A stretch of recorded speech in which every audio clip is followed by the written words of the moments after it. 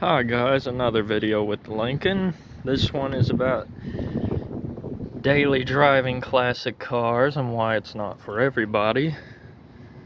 Today we've upgraded. We're in the Target parking lot. I always feel strange making these videos in public, but you know what? If anybody has a problem with it, I guess they can mind their own business. Okay. Let me explain what happened this week and why daily driving classic cars isn't for everybody. I had a heater hose, this one here with brand new hose clamp on it. I was on the highway going to the grocery store and it burst, split right down the center on the middle of the highway, and I had realized that it happened pretty quickly by the massive cloud of steam behind me and people desperately changing lanes to get out from behind me. So, you know,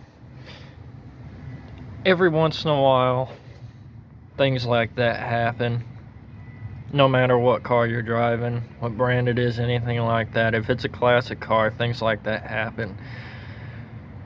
This here, I'm relying on 45-year-old parts to get me to work every day. Things like that just happen. That's just how it is. It's a 45-year-old piece of rubber. What else do you want from it? But, you know, so I pull off on the side of the highway. Take a look. It's pretty obvious what it is when I open the hood and everything's covered in coolant. And I mean everything. You can see the dried coolant up on the air cleaner here. There's still drops up here at the front. But anyways, I pull off on the side of the highway and check. I figure out what it is pretty quick. This hose down here.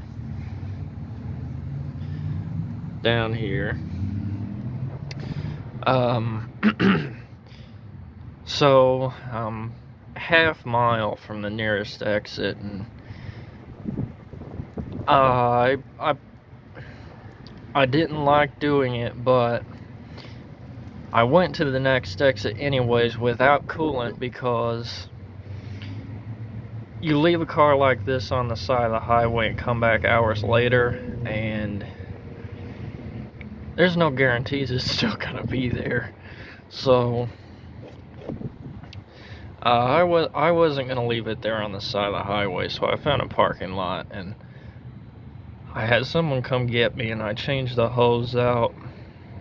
It was pretty terrible because of these old style tower hose clamps. Those things are the worst. And they only had 2 hose clamps at the parts store that size. So, and I had to replace this hose too, because I cut it to go make sure that I got the right size. But I had to deal with those stupid hose clamps to get it back on, and it was horrible. It took me 3 hours to do something that should have took 20 minutes at the most. But then I filled it up with coolant and I was on my way again. That was probably a week and a half ago. This week, the sock filter inside the gas tank clogged up enough where it was causing me trouble, and this morning I had to deal with that. So I'm going to do a separate video about that, and it'll be another part of why driving classic cars isn't for everybody. Thank you for watching, and I'll see you guys later.